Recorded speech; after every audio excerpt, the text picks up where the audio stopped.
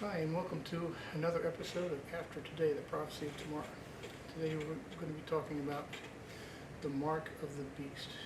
What is it? When will it be initiated? And who will take it? So the Bible says that the Antichrist is going to come onto the scene. He's going to be a last world dictator, and he's going to rule the earth. All power is going to be given unto him. And he's going to cause everybody to receive his mark.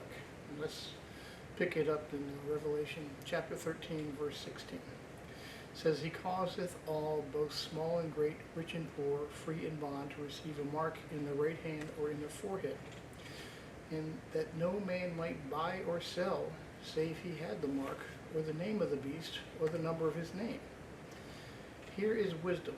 Let him that hath understanding count the number of the beast, for it is the number of a man, and his number is 666. We've heard about this 666 for all the ages.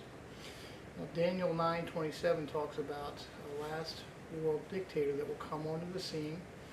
He will confirm a covenant in between the Israelis and the Arab nation for a 7-year peace treaty.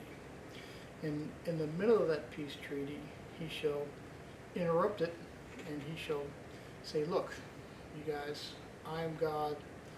I'm going to be taking over from here on. Let's look at this in Daniel 9:27. And he shall confirm the covenant with many for a week, and in the midst of the week he shall cause the sacrifice and the oblation to cease. And for the ever-spreading of abominations he shall make it desolate, even until the consummation, and that determined shall be poured upon the desolate. So a man is going to come onto the scene. Everybody's looking for a world leader right now. A man is going to come. He's going to have all the solutions to the world's problems, and people are going to back him and believe him. I think some people are going to find out who he is, and I think he'll be assassinated. But then I think he'll be incarnate with Satan himself, and he'll rise from the dead. Let's take a look at that in Revelation chapter 13, verse 3. And I saw one of his heads, as it were, wounded to death, and his deadly wound was healed. It says his deadly wound was healed, and all the world wondered after the beast. Revelation 13:12. And he exercises all of the power of the first beast before him, and causes the earth and them that dwell therein to worship the first beast, whose deadly wound was healed. And then Revelation 13:14. And deceiveth them that dwell upon the earth by the means of those miracles which he had power to do in the sight of the beast, saying unto them that dwell upon the earth that they should make an image to the beast, which had the wound of the sword and did live. So this world leader is going to have an image, and he's going to have a mark.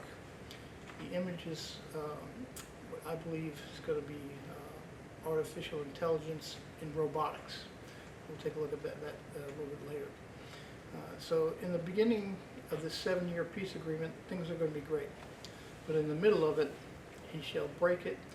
And 2 Thessalonians 2:4 says what this Antichrist will do. It says, who opposes and exalts himself above all that is called God, or that is worship, so that he, as God, sits in the temple of God, showing that he himself is God. And he does great wonders, so that he maketh fire come down from heaven on the earth in sight of men. Revelation 13, verse 13. So when he comes back from the dead and sits in the temple and says, look, you guys have been worshiping the wrong God. I'm here to prove that I'm God. Here's fire comes down from heaven. And he'll do great wonders. And he will, at that point, issue an all-out assault on Jews and Christians that are still on the earth. It says in Revelation 13:7, and it was given unto him to make war with the saints and to overcome them. And power was given unto him over all kindreds and tongues and nations. Revelation 12:17, and the dragon was wroth with the woman and went to make war with the remnant of her seed, which keep the commandments of God and have the testimony of Jesus Christ. This is an assault both on Jews and upon Christians. So he's going to mimic God. He's going to do a lot of things that Almighty can do. Be raised from the dead. He has to mimic Christ, so he'll do that. Then he'll have all these powers. Well, he himself will not have a lot of power, so he'll need some help. So he'll get it from the internet, says he's all-knowing. God is all-knowing, but he knows it with his own self. But the Antichrist has to be all-knowing, so he'll depend on the internet, on artificial intelligence, ChatGPT, things of that nature. It says he'll be all-powerful. He is not all-powerful, but he'll fool the world into following him. He will have many armies behind him as he rules. And then he'll have to be omnipresent. God's omnipresent, he's everywhere. Well, Antichrist can't be everywhere, so he's going to have to depend on putting a mark in everybody to figure out where everybody is at any given time. Revelation 13:16 says, he causes all, both small and great, rich and poor, free and bond, to receive a mark in their right hand or in their forehead. Well, what is this mark? Before modern technology, we can only guess what this could possibly be. A lot of people thought that this could never happen, 100 years ago. So they just marked it off to some sort of spiritual significance. But we see, let's take a look at the word mark. The word mark is the word charagma, which comes from the word charasso in Greek, which means to cut to a point and then to inscribe, or to cut into the skin and inscribe with data. So this to me is obviously some sort of computer chip. It says the mark will be in the right hand or in the forehead. It doesn't say on, it says in. The Bible is very specific about this. So, he'll initiate a world system that says, here, you have to take my mark, probably be some sort of computer chip or something that goes into this, under the skin. And a lot of people will say, hey, this might be a good idea. I mean, there's security in that. I mean, your kid will never be lost because they can always find them at any given time if they're kidnapped. Police can find things quickly when they can just look up on the internet for the person who has a chip. This will be great for convenience. You don't have to carry credit cards, you don't have to carry ID, the only thing you have is a chip in your hand or in your forehead. So it says you can't buy or sell without it. You'll need that at the cash register to, make your transaction. If you don't have it, you won't be able to buy or sell. A lot of people say, well, this couldn't really happen, it has already started to happen. Look what happened during the pandemic. I mean, you couldn't go into a store without a mask. You couldn't go into a bank without a mask. You certainly couldn't go into a hospital without a mask. I even got kicked out of Lowe's one time because I didn't have a mask. So it's easy to see that if they can make you wear a mask, then they can make you take a chip in order to buy or sell. Now, also the vaccines. Look what happened to the vaccines. If you're in the military and you didn't take a vaccine, you couldn't be in the military. They would kick you out. A lot of people lost their jobs because they wouldn't take the vaccine. So it's not hard to see how that this could actually happen.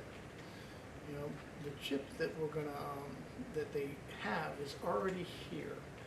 I mean, every pet that I know on the planet nowadays, they're required to have a chip in their body. Whereas if they find the pet, they can scan the pet, get the chip, get the information on the owner. I mean, my dog has one in him, as a matter of fact. A lot of people are voluntarily taking chips in their hand so that they can get into their work. They can just scan their hand at the door and get into work. Logging on the computers with a chip. I mean, this is already in action right now. Matter of fact, in the year 2030, a lot of countries and a lot of nations all over the world are saying, look, we want universal bio ID by the year 2030. So that's only less than 6 years away. Now, if you go into China, you'll see bio-identification all over the place. They have an innumerable number of cameras all over China that look at the people on the street. And they can look at them and they get facial recognition that says, okay, this is John Doe. It tells you what his credit score is. It tells you how much money he earns. There's a lot of information just off of his facial ID. And it's amazing. You can't go anywhere in China and hide. Even when they had the masks, they worked with the masks. It's that complex and that advanced. So, the system is already here. the technology is already here. So we are only moments, if not a few years away from this being able to be taken over by someone, and he could do with it what he likes. The Bible says that the Antichrist will have all power to do what he wants. It says it'll be given to him to make war with the saints. He'll make war with the saints and the Jews. And he'll use this mark to find out where anybody is at any given time.